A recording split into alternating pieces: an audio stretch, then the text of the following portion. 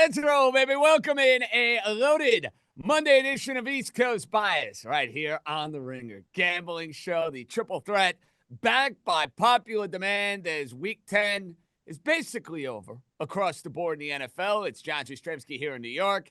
It's Joe House in Washington, D.C. It is Raheem Palmer in Las Vegas. Fellas, we will get to Monday Night Football with the Eagles and the Packers, a game that I know Joe House has circled on his calendar. We'll get to the MVP race, which to me took a rather interesting turn with the way these games unfolded on Sunday. But this is where I'm going to start, Joe House, and I'm going to give you the tee box right out of the gate. The most impressive win you saw on Sunday was what? This is the Ringer Gambling Show presented by FanDuel, the best place to bet the NFL all season long. FanDuel's got it all. Same game parlays, quick bets for jumping in live, and your way, so you can build the bet that fits your play. In Missouri, get excited because FanDuel's coming your way December the 1st. Download FanDuel.com/gamblers to get started. Must be 21 plus in present select states and 18 plus in D.C., Kentucky, and Wyoming.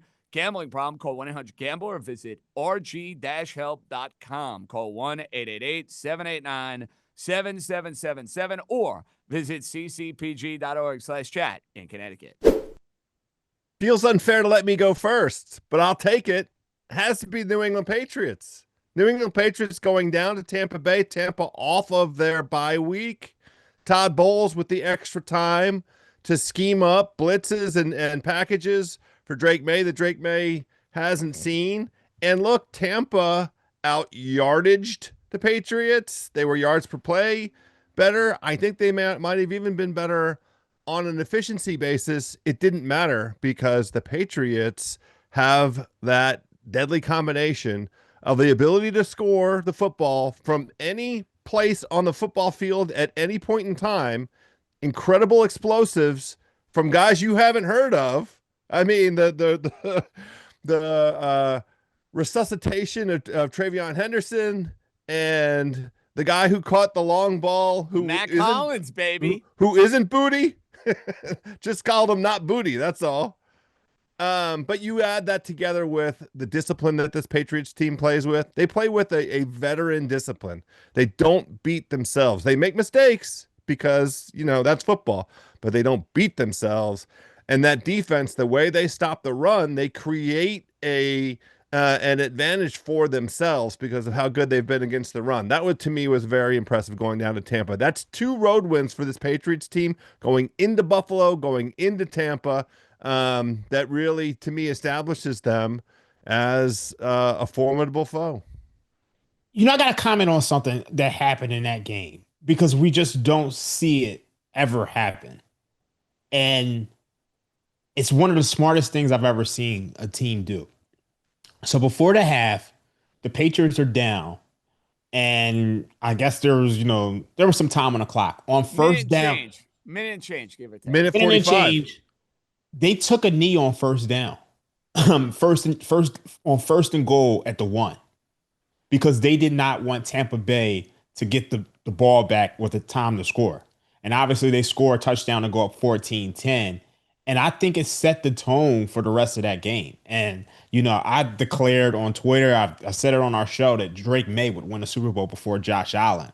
And I think that's one of the reasons why they have a better coach. Now, for me, I think the most impressive win is Seattle. I think they're the best team in football, and I don't think it's particularly even close. I said they were one of the best teams in the NFC. I said they were the best team in the NFC last week. I think they're the best team in football. You're talking about a team that had a 54% success rate. This game was over before I could blink. Sam Darnold is just playing out of his mind right now. They're explosive. They have a solid defense. You look at Sam Darnold's numbers. It's absolutely unreal. He's first in EPA per play plus completion over expectation. He's first in success rate. He's third in completion percentage. This team is a legitimate Super Bowl contender. Now, you could say, all right, maybe they have a little bit of, they have too many early down runs. But all that does is just set up the play action and set up explosive plays downfield. You look at the 2 games in which the Seahawks have lost this year. the opening day game against the 49ers, where you could say that they blew that game. And then the game against the Buccaneers, 38-35, where they had a lead in the last 2 minutes of the game. And then Baker just pulled a rabbit out of the hat. And then they had the turnover. So to me, this is the best team in football. I think they went out there and laid the smackdown. I mean, you could say it was a bad spot for the Arizona Cardinals, but I just don't think I don't think anybody in the NFL is as good as this team. So that's the most impressive thing for me. Listen, I totally get it, Raheem. Seattle has been taking no prisoners. Shame on me for thinking Arizona was going to be spunky and alive in the game because, to your point, the game was literally over from Jump Street. It was like, wow, this is 14-0. Just like that, this bet's done. There's no way in the world that Arizona is going to find a way to cover 6.5 or 7. And Seattle absolutely is probably like one of the best teams in the NFL. Before I give my candidate, I do want to bring up that sequence at the end of the Patriot-Buck game because apparently Drake May was afraid, so he claimed after the game that Vita Vea was going to blow up a play. You're right. Like, it ended up being a stroke of genius for the Patriots. They scored on 4th down. The Bucks had no time. They got the ball to start the second half, and they went right down the field and scored a touchdown, and it was a monstrous swing in the game. The only pushback I would have, House, if for some reason the Patriots did not score, and it took them until 4th down to go and score, it's the classic case of it worked out and they looked like geniuses. But if they didn't score, everyone would be looking on Monday morning saying, Vrabel, what the hell were you guys doing? You know what I mean? Like, it was one of those conundrums. And not only was it a 4th down score, it took a pretty incredible play by Stefan Diggs to get both his feet down. I mean, it really wasn't like, they waltzed in on 4th down. So the point that you're making, JJ, is the right one. But the reason that it's noteworthy, and I think we would be talking about it, and I personally would be endorsing it either way, is because it's creating small edges over the course of the game. It's a group of people looking at the game in a way like, how can we increase the likelihood of getting a positive outcome over this sequence? Well, one of the ways we can do it for sure is by limiting the amount of time our opponent has the football. And now they for sure went into that sequence knowing that one of the possibilities here is that they don't get the touchdown, but they did proper risk assessment, unlike what we see out of head coaches like Brian Daboll, who has his quarterback, in design runs, this poor kid, basically running him into injury, like Dan Quinn, who has the franchise quarterback in Washington on the football field in week 9 with 7.5 minutes left in a disastrous situation. So when you compare what the Vrabel, his group of coaches do in terms of creating an edge, I think it's like outcome neutral. I mean, for sure, if they hadn't scored the touchdown, they might have been subject to criticism, but I don't think the outcome is really the point. The point is the process to me. No question. You guys brought up 2 outstanding choices for win of the week. I got to give mine, and I'm glad you guys didn't take my choice. We bet it early in the week. This line skyrocketed by kickoff. That was an absolute ass whooping to me that the Los Angeles Rams gave the San Francisco 49ers. Mm-hmm. I know people are going to talk about the Jennings fumble. I know there's going to be certain little intricacy plays. No. The Rams did whatever the hell they wanted on offense. Matthew Stafford, even at this advanced age of his career, is still playing lights out football. And here we are, Raheem. I know I'm jumping the gun to a look-ahead line that we're going to have on Sunday. I can't wait to bet the Rams on Sunday. I know I keep betting against the Seattle Seahawks. I'm doing it again. I am absolutely in love with this Rams team. I'm in love with Sean McVay. I'm in love with Matthew Stafford. When Nakua plays, he's the best or one of the best receivers in the league. They can beat you, Raheem, in so many different ways. That, to me, is what I love so much about this Rams team. It's why I'm so thrilled I have a Super Bowl future on them. I'm a little mad at myself, House, because the questions about injury and the questions about the back from Matthew Stafford became, hey, they were a narrative that pushed a whole lot of markets to change the odds to who was going to win this division. But when I watch this team week in and week out, Raheem, I look for in Super Bowl winners, teams that can win ugly, teams that can win high scoring, teams that can win with defense, teams that can win with offense. To me, when I watch the Los Angeles Rams every single week, Dream, that's what they can do. They can win in so many different ways. I think you got to be careful with drawing conclusions from that game yesterday. Why do you say that? So I said this on the Ringer pregame show yesterday. I said the Rams could name, because remember you said, Sal, why are you doing an SGP on this game? Yeah. And I pushed back by saying that this was actually the perfect SGP game because the 49ers are just so depleted with injuries. I mean, we know about Nick Bosa. We know about Fred Warner. We know about Michael Williams, who, tore his ACL last week. Bryce Huff was banged up.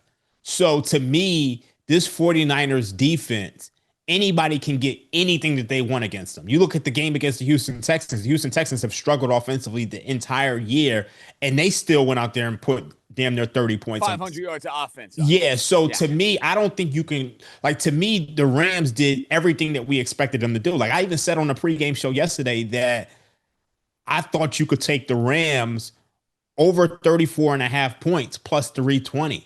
If you go back and watch that, I said that. So to me, the Rams did exactly what we expected them to do. I compared to, the father who takes care of his kids. Do you want credit for taking care of your kids? That's what you're supposed to do. So I think the Rams did. Wow, you're dropping a line, Raheem, that I've heard quite a bit in my 6+ month parenting, where I look for the case on certain days, and it's it should be what you should be doing. I mean, it's unfortunate, but I think they did what they were supposed to do. And this is what we expected them to do at home. And unfortunately, they had that Thursday night football game where they just completely laid an egg, but this was what was expected. So to me, the real test comes next week. And you saw that line. I think it opened 3.5. It's down to 2.5. And I think you're going to get equal action on both sides. So to me, next week is the test. I can't wait to watch that game, House. But do you see my point with the Rams, where when I try to identify a winner, I like a team that can go and beat you a variety of different ways? The Rams absolutely fit that mold. Absolutely. No two ways about it. The only thing, if you were wanting to find, some way to detract from what the Rams did, Dream's point is the right one. It was the correct handicap, which is to say there was no indication that the Niners could ever stop the Rams. The only way for the Niners to stay in that game was to score with them. They damn near did it. Now, if you look at on the efficiency basis, the Niners were very effective with moving the ball. They basically lost the football game in the first half when they had, 2 consecutive possessions where they had Juwan Jennings fumble, and then they went for a 4th and 1 on the Rams 11-yard line and didn't convert that. And that was it. Sessions left in the game for the Niners to score and catch up with the Rams, because there was no doubt about the fact that the Rams were going to score every time they had the football, unless some dumb kind of mistake out of that Rams offense. And that's not who that Rams offense is. It is fearsome. So I understand your point, JJ. I do think that this game with Seattle is fascinating. And I do wonder if you're a Ram backer, if you just sit tight, because it feels like we might get all the way down to this 1.5 point land. I'm interested in your guys' reaction to how this line's going to behave. So I actually have a thought. I think this may be a good under. I think you had both offenses explode last week, and I think you have 2 good defenses. Now, I think the weakness of the Rams is their secondary. I think that's the problem I have with them. And you saw it yesterday. Mac Jones kind of got whatever he wanted. He was able to, to score, but he just couldn't keep up with, their defense being so bad. But I actually think this under makes a lot of sense. I mean, you're talking 48.5. If you could get a 49, there may be a 49 in the market. Obviously, we do FanDuel numbers, so we're at 48.5. But I think this number should be probably closer to 46, because you got 2 good pass rushes. You got 2 teams who have just been doing whatever they wanted offensively. And I think you have 2 teams who both teams tend to run the ball. And we know Sean McVay can get conservative. So I would be looking under on this game before anything else. But the side is tough, because I think you're going to get equal action.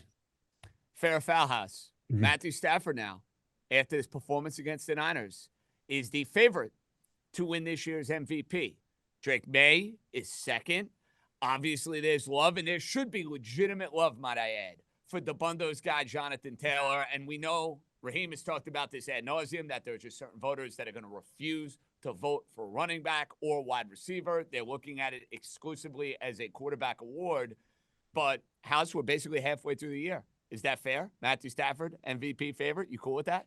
I mean, completely fair when you consider the context in which this season started and the way these numbers behaved and the skepticism around the Rams' ability to do anything with him compromised. It turns out he wasn't compromised. It turns out maybe it was rest. And this is one of the things that I'm just going to say it out loud so that all three of us hear it. We can try and remember. And it also applies to Seattle. I might have been the most skeptical of this group of Seattle coming into the season. My skepticism was rooted in the concept of an offensive line that, by all indications, all of the smart folks handicapping how the Seattle offensive line would protect Sam Darnold coming into this upcoming season. They were a bottom 3 unit in most rankings, bottom 5 unit in every ranking that I could find.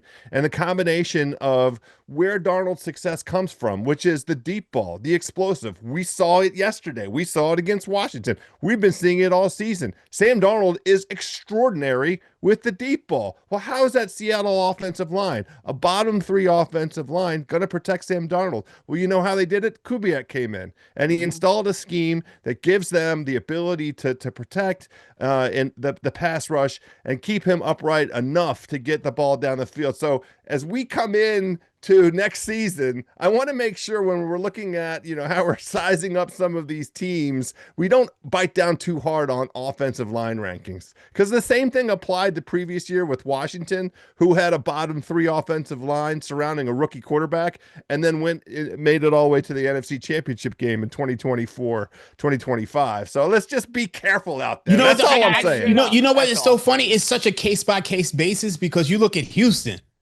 Their offensive line have been that's fixed. one where it actually came home to Yeah, so it's like very Nothing different. really changed. What changed in Houston? They got rid of their offensive coordinator. The guy they replaced him with looks like the second coming of Bobby Slowick. Yeah. But who did they sign? They signed a couple guys, and it just didn't come to fruition. So I think it is a case-by-case basis, but I think we probably should have looked at the pedigree of Mike McDonald. We should have looked at the fact that, what did they win? 10 games last year or 9 games last year? 10. They didn't make the playoffs. Yeah, they were a solid team. So they had something to build off on. And I think we all missed on that. We missed on that, and we missed on the Colts. Been the real deal. Listen, I think that was another major question going into the season. Are you getting the 16 or 17 weeks of Sam Darnold you got in Minnesota last year? Or are you getting the guy who wet the bed in week 18? Are you getting the guy who wet the bed against the Rams in the playoffs? And Raheem, so far, you've gotten the Sam Darnold who was starting games and playing at a super high level for the Minnesota Vikings.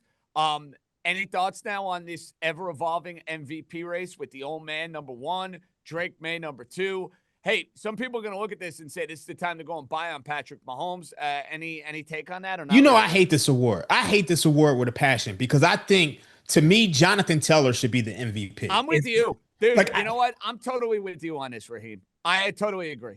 Totally agree. I absolutely hate that only a quarterback can win this award, because I thought Saquon Barkley had the best season last year. And I know the quarterback is more valuable than anybody else, but I think voters have decided that we're going to take the word valuable literally, as opposed to just voting for the guy who had the best season, who had the most memorable season, who had who had the best stats. And I think that's what drives me crazy about this award now, because it's become a narrative award and only 4 people can win it. It's basically, you have to win 12 or 13 games and you have to be a quarterback from the top team, but you also have to have pedigree. And that's also what drives me crazy here, because if you look at the betting market right now, Drake May is favored at plus 300. Matthew Stafford is right behind him at plus 300.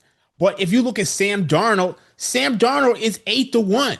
How is Sam Darnold 8-1 when, if you look at the stats right now, Sam Darnold is first in EPA per play plus completion over expectation. He's first in success rate. You look at his air yards. His first in air yards at 9.5. And then if you look at his, just his regular metrics, just the basic stats, he's at 2,262 passing yards. Matthew Stafford is at 24-27. I know Matthew Stafford has more touchdowns, but if you look at quarterback rating, Sam Darnold has a higher quarterback rating. He has a higher QBR. So it's just like, what are we basing this on? Like, I just don't understand. Like, what are the metrics needed to win MVP if Sam Darnold could be 8-1 and Drake May and Matthew Stafford have comparable stats and they're 3-1? So to I me, test. yeah, That's why it's not fair, but I think that's exactly what it is. It's a quote unquote like perception eye test, right? I agree with all of this, which to me means you're not going to get a price. This is an incredible opportunity. We got to bet Sam Darnold right now. Because if you think that Seattle is live against the Rams this week, the money line price is a pittance compared to this. This is a much better investment in the Seattle future than really anything else you can get on the board is Darnold MVP at 8-1. If they get the 1 seed, and what is there to stop Seattle from getting the 1 seed? Yes, it's the Rams. Yes, it's Philadelphia. Yes, it's Green Bay. But I mean, they're sitting right there. They're right there with everybody else. You look at their schedule; it's favorable down the stretch here. This is absolutely as a good a team in terms of the potential 1 seed fortunes as any out there. 8-1 feels like a value. Yeah, I agree with that. Let's jump on that. And even if it's just a lottery ticket, if they win this game, that those odds are going to plummet. So this is definitely a good bet. It will. But is Sam Darnold going to be able to go and exercise some demons in a place that gave him a whole lot of demons just a year ago? Actually, less than a year ago. It was the same opponent. It was in a different venue. I forgot about what happened, of course, with the tragic and horrific wildfires. So I don't want to forget about that. Now, boys, before we get to Monday Night Football, I have one question for you. And I'm still stunned that the Miami Dolphins outright against the team that has been daddy for the better part of a decade absolutely spanked the Buffalo Bills. It was my Super Bowl. Yeah, it made me giddy. I took great satisfaction in the boats in the locker room, McDaniel going nuts. Hey, give it to Mike. They've not quit on him in any way, shape, or form with the way the team is played. You can't argue that. They stink, but they have not quit on their head coach. I bring this up because, House, who would you be more alarmed about after what you saw on Sunday? Buffalo and that dud of a game we saw against the Miami Dolphins, or Pittsburgh, who looked like a quarterback, to quote my pal Raheem Palmer, with Larry Holmes status. So Buffalo, Pittsburgh, more concerning. Well, it's a hard one to answer only because I can excuse the Buffalo no-show. I don't really feel like that was something that's reflective.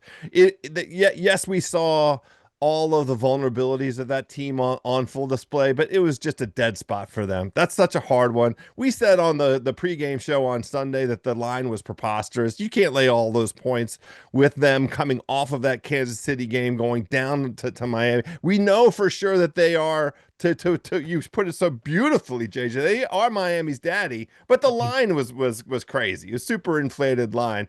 Pittsburgh is DOA, and Pittsburgh is like the team that I think a lot of us thought they were going to be coming into this season. Pittsburgh gambled.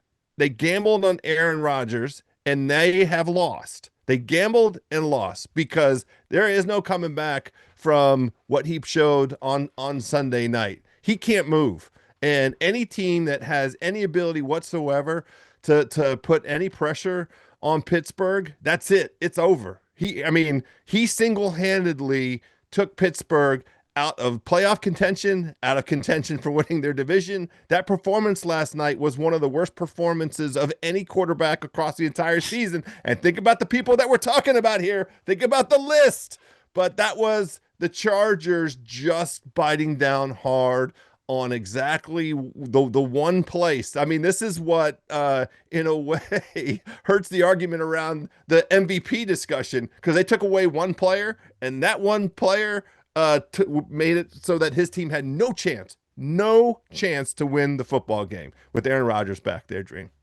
Yeah, I totally agree. When I saw Aaron Rodgers, he's at the 5-yard line, and he runs into the end zone when you really could have just fell forward and Pittsburgh would have punted. He ended up taking a safety and almost dropped the ball and caused a touchdown for the Chargers. I just knew, like, there's no chance that the Pittsburgh Steelers are going to do anything.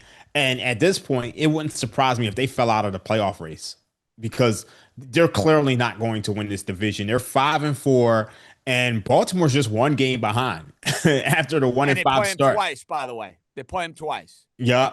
And Baltimore, I mean, their defense is they're starting to get rolling. The offense isn't quite there yet, but I think if you're betting on to come eventually, Baltimore's offense is going to be rolling. So I just think Pittsburgh is completely done. And they can't defend anybody like that. They still have a little bit of a pass rush, but the secondary is just downright abysmal. You watch that Chargers game, and I gave out the under, but I also gave out the Steelers, and it was just like, all right, we know the Chargers, they struggle without Joe Alt, and they just don't have a good offensive line, but they still kind of got whatever they wanted offensively in the second half. Guys, I get the point on the Steelers, and I may have some massive egg on my face. The over 9, nervous about it.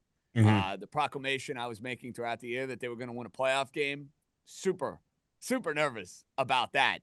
That all being said, the Steelers did not have a window that I looked at and said, yeah, it's a Super Bowl window. Buffalo is supposed to be a Super Bowl caliber team. Super Bowl caliber teams don't get throttled and embarrassed by 2-7 football teams. Yeah. It doesn't happen. And let's acknowledge reality. Buffalo at this stage, unless something crazy happens, is going to have to go and win multiple playoff games on the road. And that was not something that Josh Allen, Sean McDermott, and that Buffalo team had in mind. Like, we're great on the curve here. You guys are spot on when it comes to your skepticism and your just dislike of the Steelers. Because to me, the Steelers, they look like an old, flawed, cooked football team. But nobody looked at them as a Super Bowl contender. People look at Buffalo as a Super Bowl contender. Based upon what I've seen this year, that team is not a Super Bowl contender. JJ, I'm actually on the same side as you. I was just replying to House's comment on the Steelers. I'm on the same side as you. I think Buffalo, and I said this a couple weeks, and this is why I said Drake May would win a Super Bowl before Josh Allen. I think there's something seriously wrong with that defense. I think it's going to be very tough for Josh Allen and that offense to overcome. Who stretches the field too, Raheem? Yeah. They don't have one guy on that team that is a burner that can go and make a 40, 50-yard play. My goodness, they miss Mac Hollins. Mac Hollins would help them with what he's able to do. I mean, it's crazy to say, and that's why they offered Miami a first and a third for Jalen Waddle. I'm glad that the Dolphins told him to kick rocks, because the last thing I'd want to see is Jalen Waddle helping Josh Allen go win a Super Bowl. But listen, Josh Allen's great. There's a reason why he won the MVP. Yeah. I don't think Buffalo's getting in any Super Bowl. I'm sorry. I don't either. It might be an overreaction, but I don't see it. But, I mean, I don't know. The last 2 weeks have just been so weird for me, because I expected the Chiefs to do what the Dolphins did yesterday. And for whatever reason, the Bills were able to just show up defensively in a way that I just did not expect. And then, they come back and just lay an egg. So I don't know what the true Buffalo is. I think it obviously is somewhere in between. But I think you made the best point.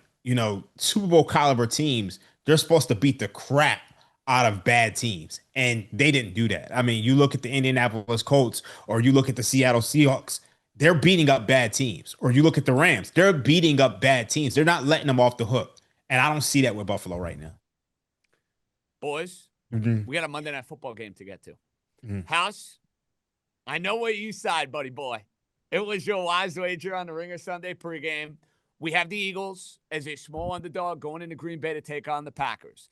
The Packers, I feel like I have been skeptic critic number one, because metrics, they grade out a certain way.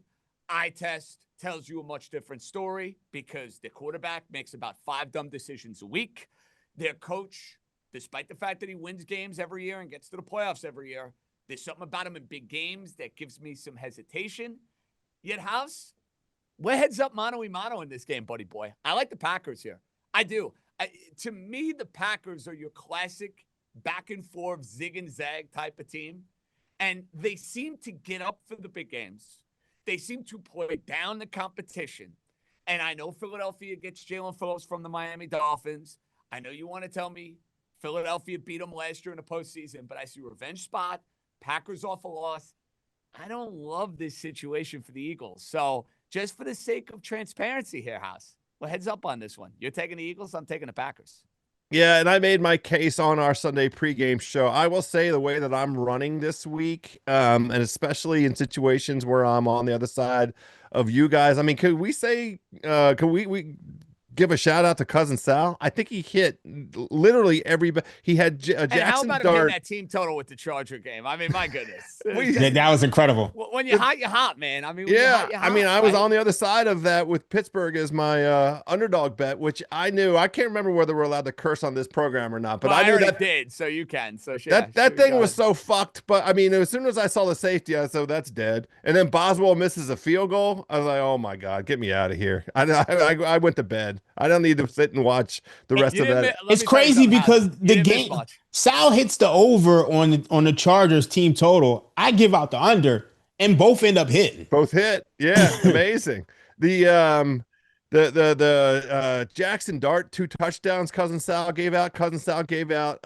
Jameson Williams longest reception over 36 yards or something like that. Wow. And so I'm on the opposite side of him as well on this Green Bay game, this Green Bay Philly game. No, I still think inside of the matchup, I prefer Philadelphia because I think it's a version of Philadelphia that we haven't seen this entire season. I think they did get better in the trenches. I think the timing of their bye arrived at exactly the right time. We saw some glimmer of hope out of that offense. Cam Jurgens, their center, is not playing again, so it means it's the veteran Toth, which means a lot more of Hurts under center, which is a formula for play action, which really produced a bunch of explosive plays for the Eagles. Like I could keep doing the X's and O's here. I do think that Green Bay will be able to rush Hurts with just their 4 down. They don't need to blitz. And Green Bay does have a good secondary. I just have questions in the face of Tucker Kraft being out. How are the Packers gonna move the ball? Because they're not very good at establishing the run. And I do think that some of the acquisitions the Eagles have on the defensive side of the ball, it's all guys that know how to play a Fangio defense. It's not like they got guys off the street that are like, what is this thing? What's my responsibility here? What is this scheme? No, Jalen Phillips knows how to play a Fangio defense. They're getting Nolan Smith back. They get Brandon Graham coming up. They got a guy in the secondary that's going to help Cooper Jean move over. So like there's a bunch of aspects to this that give me positive feelings towards the Eagles. It's just I don't like the way the week is running. So I'm not going to hedge out of my spot here. It is my wise wager. I'm standing by it, but I can certainly see the other side. So you guys know I gave out a teaser. I gave out the Detroit Lions -7.5, down to 1.5, and then the Eagles up to +1.5. That's still, I mean, not up to plus the 7.5. Yeah, plus the 7.5. So I mean, obviously, I still have that open. I don't want to play a side on this game just because I do think there's some uncertainty about the Tucker Kraft. I think if you want to do another teaser, you can go into next week and you can tease the Philadelphia Eagles up to 7.5. And you could pair that with the Baltimore Ravens from 8.5 down to 2.5. Obviously, I don't like teasing those road teams. It goes against the Stanford long rules, but I think this is a good one just because I just don't think Dylan Gabriel is going to have a shot against that Baltimore defense. I think Baltimore, they're a buzzsaw at this point in time, so they should be able to win that game. So that's the teaser I would do. But as far as like a best bet for tonight, I think you got to keep it simple. I think you got to go with Jalen Hurts anytime touchdown. It's +105. I think the Eagles get into the red zone. They get close to the end zone. I think he scores a touchdown. Saquon Barkley is off the injury report, but he was banged up this weekend. He's off the injury report, as is A.J. Brown. So I would look that direction. But I also think you want to look towards Luke Musgrave. Look towards some of his props. I think his prop is over 28.5 receiving yards. And then I think if you want to take a flyer, just as a lottery ticket, I mean, Luke Musgrave is +350 to score anytime touchdown. We know Tucker Kraft was the guy getting, the bulk of those targets in the red zone. So let's see if Luke Musgrave is that guy. So that's the direction I would go. But I think the best bet for tonight is Jalen Hurts anytime touchdown +105. I like where your head is at with the Hurts anytime touchdown. I had 2 that I had circled. Hurts was one of them. Actually, I had 3 that I was circled. Now that we have this right. Devontae Smith. House, you mentioned how you can maybe get past and blow the lid off this Green Bay defense. I'm not going to be surprised if Devontae Smith is able to do this in this game, and he's getting a very juicy price at +220. So I'm taking him as an anytime touchdown. I also like Romeo Doubs because with all of the injuries the Green Bay Packers have going at the wide receiver position, I feel like Jordan Love is going to look to and turn to a guy he has trust in. Romeo Doubs fits that description coming back off the injury. I'm going to take him at plus 175 to score a touchdown. And I also like Devontae Smith, 60-plus receiving yards, getting that at plus money at plus 112. Those are the three I like. 2 any times, and then I gave you an alt receiver prop. House, any interest in the total here, which presides at 45.5? No, none whatsoever. It's supposed to be cold. I could see Philadelphia trying to establish the run if they get up at all. So I'm not going to mess with the total. Dream. Yeah, I can't mess with the total either. Actually, I want to go to next week. Because hold on a second. You want to go to next week? No. It's relating to this game though. Oh, okay. All right, fair enough. Because I was going to say I do have to take a break, so I was going to. I know we got to take a break, but I think we got to get into this now because right now the Green Bay Packers are laying 7.5 to the New York Giants. We know Jackson Dart isn't playing. It's probably going to be Russell Wilson on 7.5. Later Packers right now, because if they win this game, it's going to go up. If they lose this game, it still might go up. So later 7.5 with the Green Bay Packers. I'm also looking towards the Philadelphia Eagles next week, minus 1.5 against the Detroit Lions. I like both of those teams next week. So I expect both of those numbers to go up. So get them now. Wow. Get them now. All right. When we come back, boys, Anthony Dabbundo still to join us. We have to look back on the mistake and the mulligan we'd like from the Week 10 card. Mine is a pretty obvious choice. And Raheem already gave you a couple of bets that he can't wait to make for week number 11. I may have one that I can't wait to make. We'll see if House has a bet that fits that motif. Well, that more. East Coast Bias, boys. Bring a gambling show. Come right back. All right, boys. It's pretty simple for me. Mulligan, it's not Tampa because they outgained New England. It's the dopey Arizona Cardinals. Shame on me, honestly. Shame on me for my stupidity. Arizona had multiple guys out in the secondary. I overreacted to Jacoby Brissett lighting up the embarrassment that is the Dallas Cowboy defense. And House, they were playing on a short week, and yet I couldn't wait to go and take my hard-earned American dollars and take them and put them on a FanDuel Sportsbook page and bet the Arizona Cardinals. Shame on me. It happens. It was a dumb pick. I acknowledge it was a dumb pick. We're moving on. Yeah, I have two. I regret taking Pittsburgh as my underdog play of the week. I should have just did the thing. I mean, Cousin Sal stepped in and took the Saints. The Saints were the best underdog on the board, bar none. Well, because hindsight. Well, no. Going into it, because nobody knows who the hell Shuck is. I mean, and you have this wonderful situation where Carolina, as a favorite, has not only not covered 11 straight times, but they lost many of those outright. It was just a variance game, and that's what you want for an underdog. The 5.5 was preposterous, but for sure they were live to win that game. And the narrative informed that number. They traded Rashid Shaheed. Nah, man, those teams are even Steven teams, and the Saints went out and got it. But the other one I regret, and I still don't know why Simmons and I did this. I have no idea how we picked the 49ers in the Ringer 107. I sat down with the card yesterday as we were getting ready for our show, and I'm like, we picked the Niners? I don't even remember the conversation around why that was a pick. The best I could come up with now, the best I can articulate, I don't want to go back and listen to it because I'm sure I'll be embarrassed, is just the idea that Shanahan and McVay play close games and the back door was open and it was, more than a field goal. That's the best I can come up with for that game. And the back door was open for a little while. I mean, the problem is that anytime the Rams touched the football, they just scored. So the back door got slammed shut. But those would be the two regrets, Dream. It's definitely the Steelers. Saturday night, I was up all night going back and forth with all of my picks. I had my two wisest wagers. I had the Ravens minus 4.5, and I had the under on the Steelers game. And I decided to go with the Ravens, which was the right decision. But I was back and forth between the Jets, the Saints, and the Steelers. And I didn't want to take the Saints because Sal was already on them. I had the Jets. I actually had it in a document. And then I was like, you know what? I like the Steelers because of the whole offensive line issues. And I think I got it right in the sense that I don't think the Chargers were going to be that explosive, and I do think the Steelers did a good job at limiting them initially.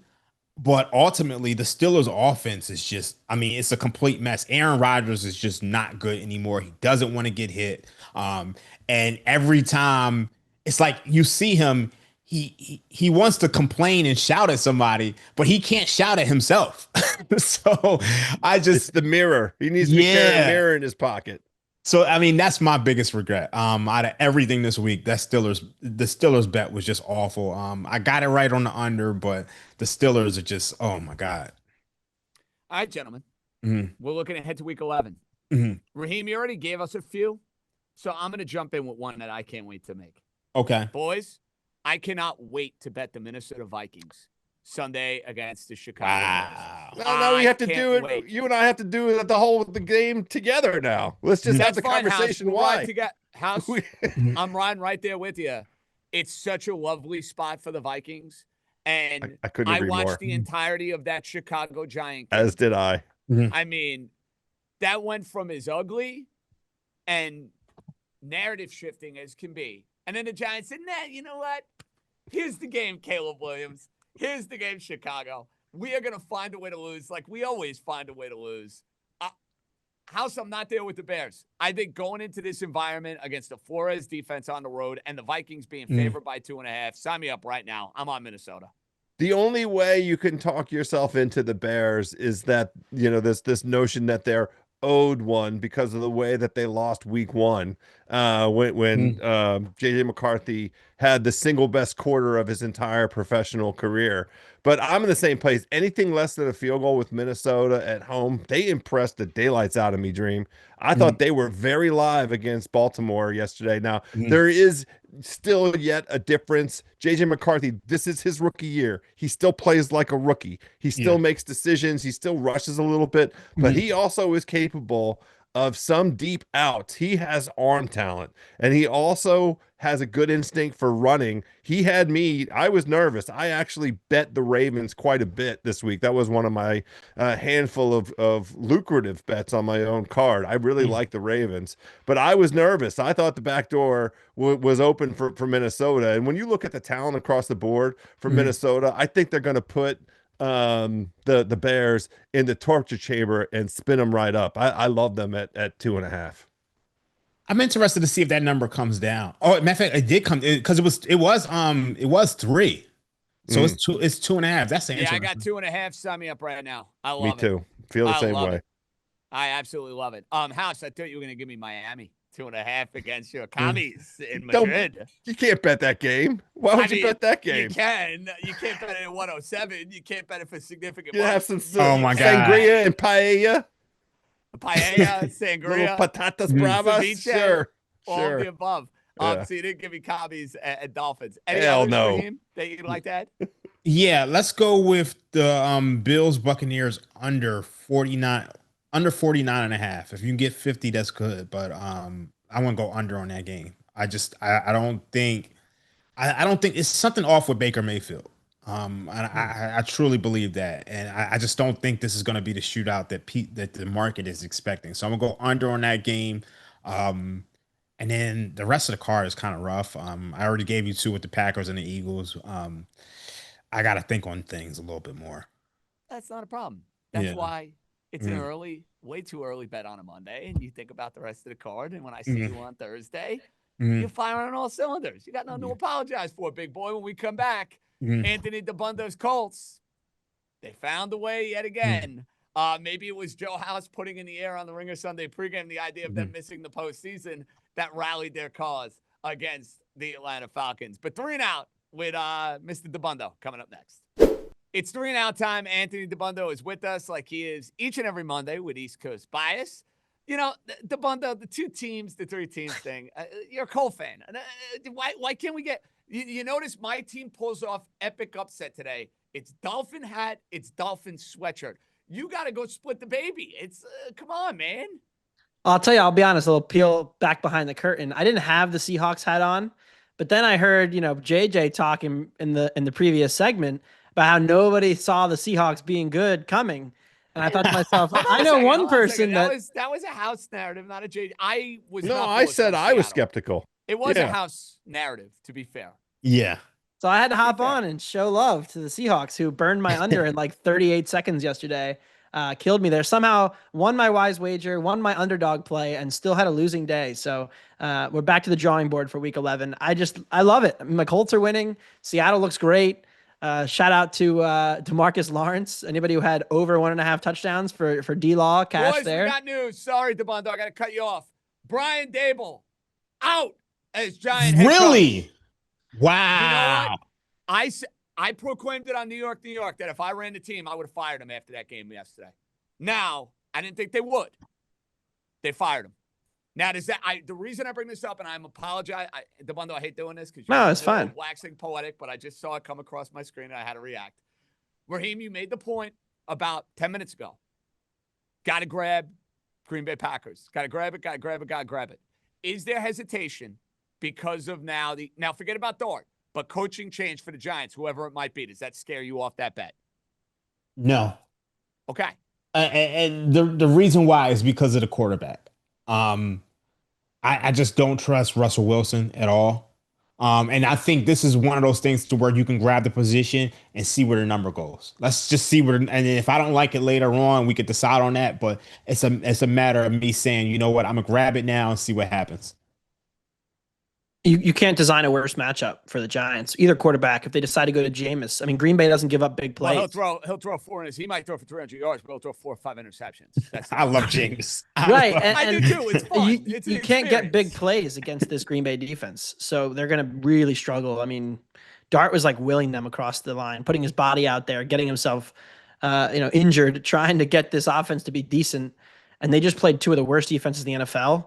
San Francisco and the Bears back to back. Now they have to go play Green Bay, who's a pretty elite defense, I think. I mean, that's a tough matchup for whoever starts. And I think a lot of people will back them because new coach, this, that, but I would be very hesitant. Had to happen. JJ's phone is blowing up. He's all. It sure we asked is. Heifetz. Hey, when you are Mr. And I'm not a Giant fan, but you know what? I appreciate that the Giant fan appreciates my perspective and opinion, which is unbiased and fair and opinionated and all of the things that we love about this crazy son of a bitch that's talking right about now. It had to happen. And to be honest, Dabbundo, he should have been fired last year. They wasted time. They wasted 12 games. But then again, what do I know? I just do a podcast on you. Why did you think he needed to be fired after this game? Well, because you can't, as an organization, Raheem, have 3 games. Not 1, not 2, but 3. Isn't it 4? It's 4. Yeah. Well, the Saint game was the double-digit game. I'm excluding that one. I'm looking at the Dallas game. I'm looking at the Denver all-timer that we witnessed in California.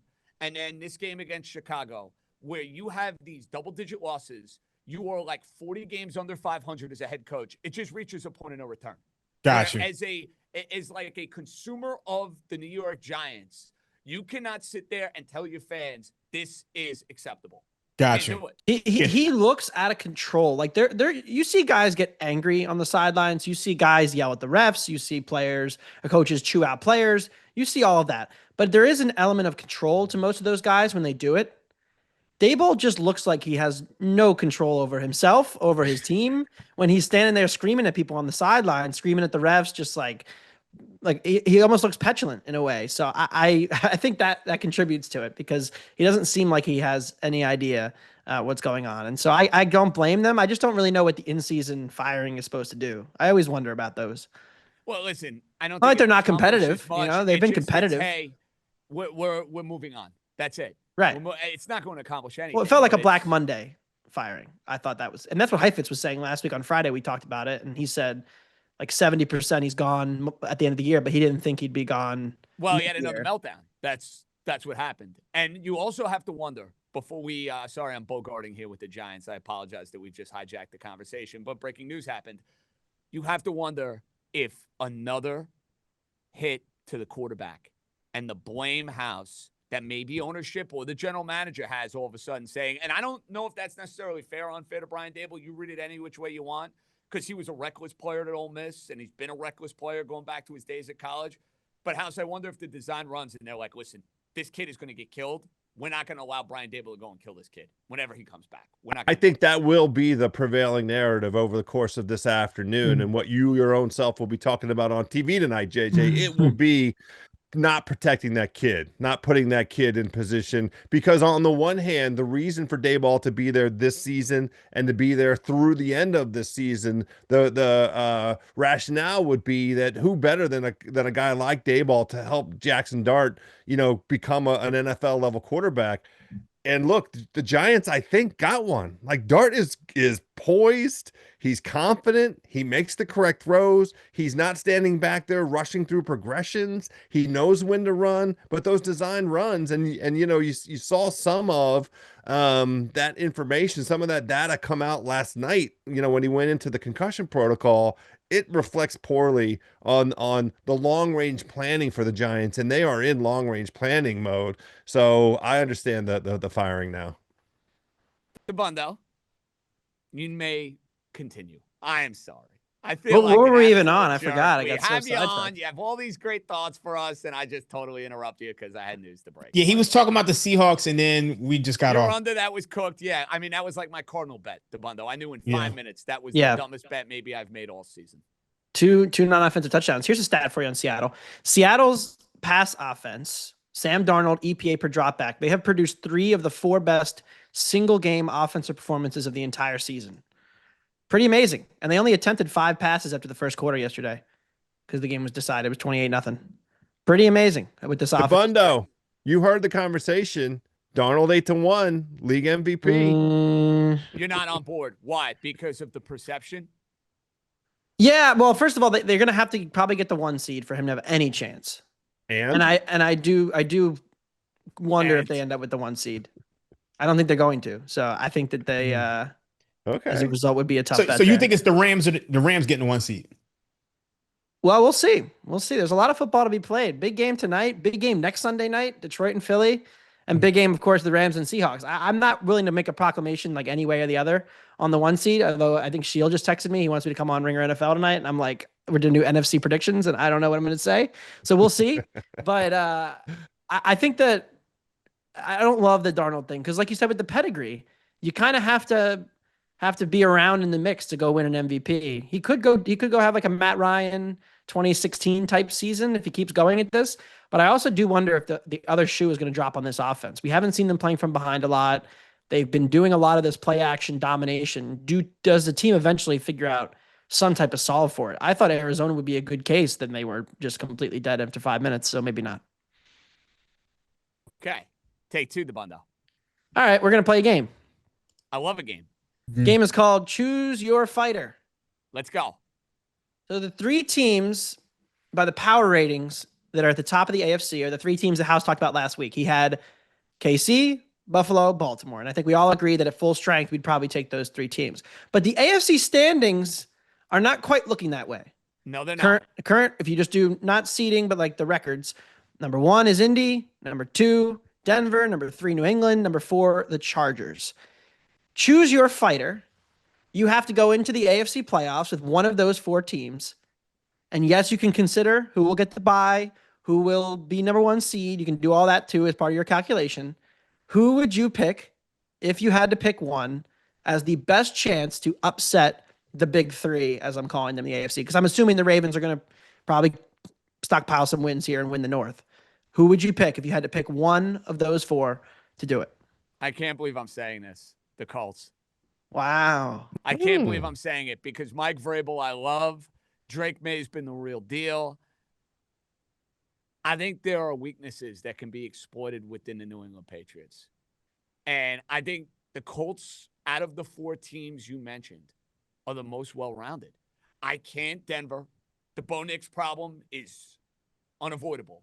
And there's a reckoning coming. It might be this Sunday against the Kansas City Chiefs. But the Bo Nix reckoning is coming. Dabbundo, you've dropped into multiple group chats, and I'm in full-fledged agreement. I can't wait to bet against the Broncos in the postseason. It's going to be glorious. We're going to dance. We're going to have a wonderful, wonderful time doing so. And the Chargers will get exploited with their offensive line. And I know Harbaugh's tremendous. I know Herbert's a very physically gifted quarterback, and they're well coached. And I give them a lot of credit for hanging in despite all of the injuries they've had. To me, that's culture. To me, that's all about Jim Harbaugh. I'm just going from a talent perspective, fellas. House, to me, I'm going with the most talented team. And I think out of those four is Indianapolis, which is crazy to say, but I believe it. I'm going to let Dream go second because you guys let me go first earlier. Fair enough. All right. I'm going to choose a team that Anthony didn't even give. Oh. Wait. Well, you gave Who's Buffalo. left? Houston? You gave KC. It is Houston. That's exactly who I'm choosing. It's Houston. You knew it. The only other team that makes any sense is Houston to make a run. It's I'm true. sorry. No, it's not Jacksonville. It's No. Houston. No, I- no, Jacksonville. No. It's Houston. I just think I think when I look at some of the best units in football, I think the Houston Texans defense is probably the best. It's probably the best defense in the league, or one of the best defenses in the league. It is the best. Yeah, I think. Yeah, like, so to me, if they can just figure out something offensively, and I know that is a huge if, I think that they're a team that I would not want to see. If I'm KC, if I'm Buffalo, if I'm the Chargers, if I'm New England, because they can wreck a game. That defense travels 100%. So to me, I think if I got to choose, because I'm not trusting Daniel Jones when it matters. And I think, yesterday they pulled a rabbit out of the hat. We know about Bo Nix. I do like the Patriots, but I still think you still got a young quarterback in Drake May. And a lot of times you got to take those bumps and bruises. I could see them going to an AFC championship game and then maybe it not going their way. But I think if I got to choose a team, to me, that Texans defense is so legit. I mean, you're talking about first in EPA per play. It's just, by all the metrics, they're one of the best defenses in the league. So that's a fighter I want to go to war with if they can figure out something offensively. They got to figure out the red zone. This is crazy, and like, obviously I've profited on this, and maybe the unders experiment may have run its course now. Looking at some of the box scores, Yes.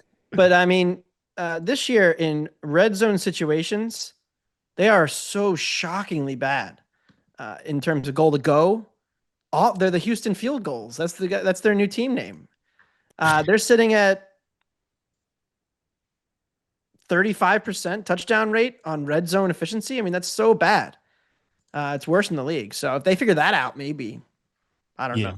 For the purposes, yeah, I do. For the purposes of this conversation, I think what we're really talking about is the Chargers and Houston in a head-to-head, heads up for that 7 spot, because the Colts have too far of a head start for the division. If the Colts had lost yesterday, this would be a very live conversation around Houston to win that division. But kudos to the Colts for handling their business against Atlanta. The Chargers do not have a cakewalk left on for their schedule. So the 2 games separating them, it's 2.5 right now, but I'm going to go ahead and give Houston the outcome against the Titans that's coming up. I feel comfortable enough doing that.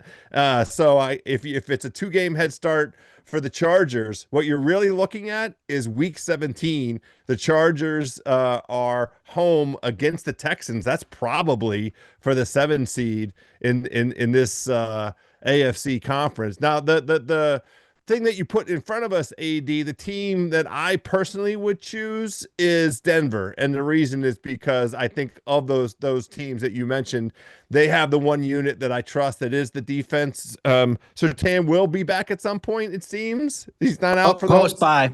Yeah. So, the true best unit of all of those remaining teams is the head coach of the New England Patriots. I agree with that. But I think we're going a little too much credit of for this guy. a guy who actually won a Super Bowl in Sean Payton, but I'm not fighting you on it because I think Vrabel's that good. I'm he's not on the football field, so I would choose Houston out of the choices that you gave. What did I say? Denver, I meant to say, but I understand the persuasive case that Dream made for Houston. So good mix, Dabbundo. You got 3 different answers from the 3 of us. Yeah, and I honestly am surprised none of you actually said New England, because they have the easiest path to the 1 seed by far. They're winning. I wanted to say New England, but I just wanted to give a take on Houston because I don't actually look. I know I'm the anti-Houston guy. The point House made is a good one. Like, they are now plus 350 to make the playoffs, and the offense has been better, not consistently better, but better in the last month. Like, they had the 2 games against Seattle and Denver where they couldn't do anything.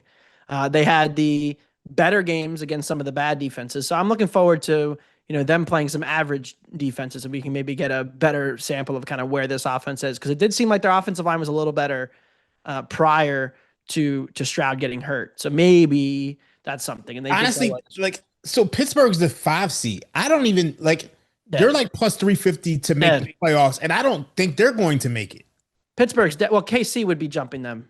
Yeah. Yeah, right? we all Kansas City is a given to make it. Pittsburgh is dead. Pittsburgh, the last 5 weeks, the Raiders are averaging more yards per drive than the Steelers in the last 5 weeks. That's a problem. Like, I think the Jags and the Steelers fall out of it. Right. Agreed. Agreed. So what is it? 7 slots, right? 7, Baltimore and KC. Baltimore. We're both looking at is formality. Okay. All right. Yeah. All right. Cool. You have to knock, it's what House said. You have to knock. You're going to have the big 3, we assume, KC, Buffalo, Baltimore. I think we all agree that they're going to find their way in. Mm-hmm. And then the other 4 are the 4 I mentioned, the choose your fighter. Okay, I got you. Denver Chargers. Now, if you want to pick the Texans, you got to knock one of those 4 out. House said he knocks out the Chargers.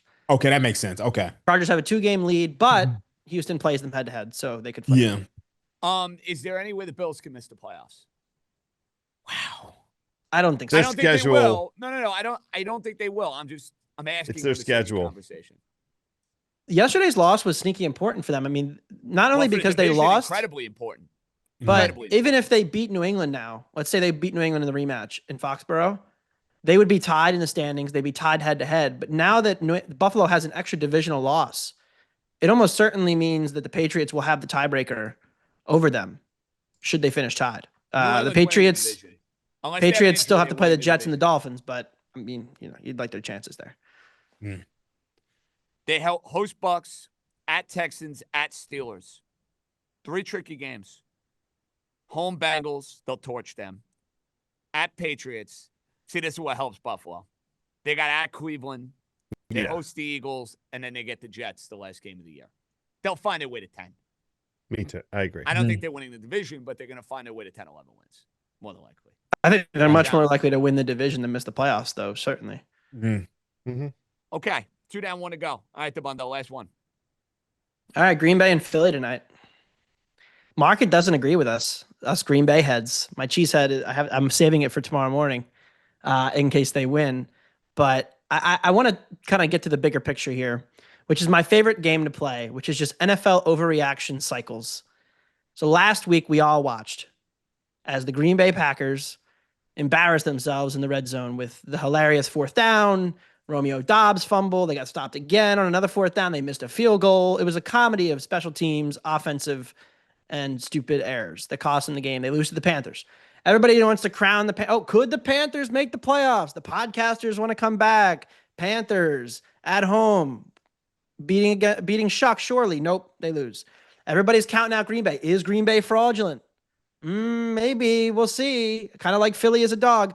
I think Green Bay makes a statement tonight, and then tomorrow morning, everybody's going to come on and say, the Eagles. I don't know about the Eagles. And then next week, Eagles are going to beat Detroit. I think they're going to win by multiple scores at home on Sunday Night Football. Primetime home game in the Link in November. Weather looks fine, but everybody will be doing the Detroit. They got this new offensive coordinator. His name is Dan Campbell, calling the plays. Everybody's going to do the Detroit song and dance, and Eagles are frauds, and then the Eagles will take control. Next Sunday night, they're going to win. That's my prediction for the next week of football. We'll see how I do next Monday. I like the sound of that. Well, we're on the same page. I gave out the Eagles earlier. I like the Eagles. Yeah. Yeah, I gave out the Eagles earlier, so we're on the same page. And I didn't play a side. I mean, I obviously took the Eagles on the teaser, but I didn't play a side on tonight's game. So the funny thing, the market is basically saying with the Eagles, catching 1.5 in Green Bay, Detroit catching 1.5 in Philly, Seattle is 2 in LA? 2.5. Yeah. 2.5. The market is essentially saying that all 5 teams, Seattle, LA, Philly, Detroit, and Green Bay, all 5 are basically even. And we're going to figure it out over the next 7 weeks who the best team actually is. It's kind of fun. I agree with 4 of those teams. The one that I can't wait to fade, and the one I think we're all going to make a lot of money on, is betting against Detroit. Yeah, I mean, I can't wait to bet against them. They're just not it with that offensive line. Looked good yesterday, House. Cost me some money. Congrats. Congratulations. Congrats. Best bet time. can take it any which way you want. Monday Night Football, look at headline. There's NBA basketball on Monday. I mean, if you want to weigh in on college, how about my Orange wiping the floor of the Sisters of the Poor the last 2 games? Getting that net and that RPI up. That's what we're talking about, Dabbundo. Syracuse got to work on that against these embarrassing schools. Joe House, let's start with you. What's your best bet for Monday? Yeah, I think we have a 9-game card here tonight in the association. I am looking at Minnesota coming off of a back-to-back. They played the Kings last night. If you want to call that a game, they absolutely hammered them. They got Anthony Edwards back. Now they go to Utah, and it feels like a short line to me. But I'm not going to mess with the spread. It's in the 7.5 to 8 range on the FanDuel Sportsbook. I like Minnesota in Utah handling their business. So I have a little money line for Minnesota combined with Anthony Edwards, 25 or more points. He is back. He's firing. He had 28 last night against 28 or 29 last night against the Kings. He is a tough matchup for anybody that Utah wants to throw at him. 25 or more points for Anthony Edwards. Minnesota to win outright. That pays right around -116. That's a fair bet for a Monday night. I'm with it. Okay, Raheem. Let's go with, I'm looking at my model right now. Let's go with, all right, I'm going to go with 2 totals for tonight. Let's go with the Milwaukee Bucks, Dallas Mavericks under 230.5. And let's also go with the Atlanta Hawks, Los Angeles Clippers under 221. Those are my 2 totals for tonight. Both model plays, nothing more than that, really. All right, Green Bay Packers money line, take care of business against the Philadelphia Eagles. Joe House and I, mano a mano, heads up in that particular matchup. And I'm going to give you 2 look-aheads. One, I'd still bet it at 11.5. I got 10.5.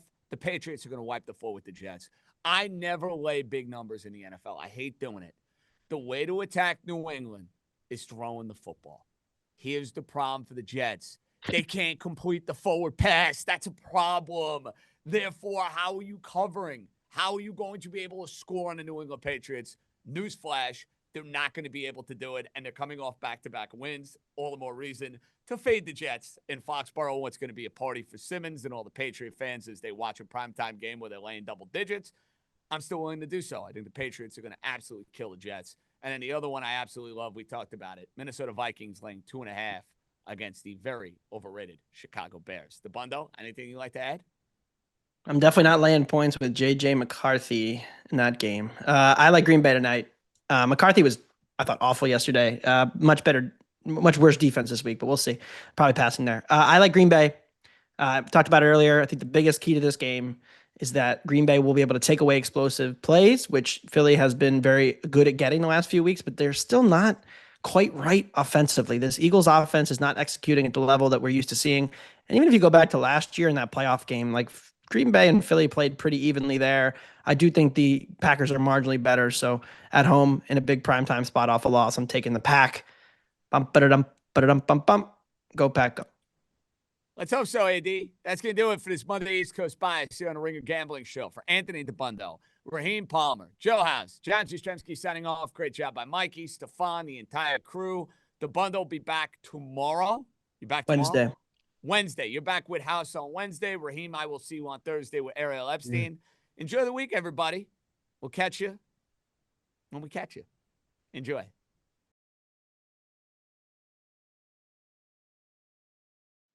Must be 21 or older and present in select states, or 18 or older and present in D.C., Kentucky, or Wyoming. If you have a gambling problem, call 1-800-GAMBLER or visit rg-help.com. Call 1-888-789-7777 or visit ccpg.org/chat in Connecticut. You must be 21 or older and present in select states. For Kansas, in affiliation with Kansas Star Casino, or 18 or older and present in D.C., Kentucky, or Wyoming. If you have a gambling problem, call 1-800-GAMBLER or visit fanduel.com/RG, 1-888-789-7777 or visit ccpg.org/chat in Connecticut, or visit mdgamblinghelp.org in Maryland. Hope is here. Visit gamblinghelplinema.org or call 800-327-5050 for 24/7 support in Massachusetts, or call 877-8-HOPE-NEW YORK or text HOPE New York in New York.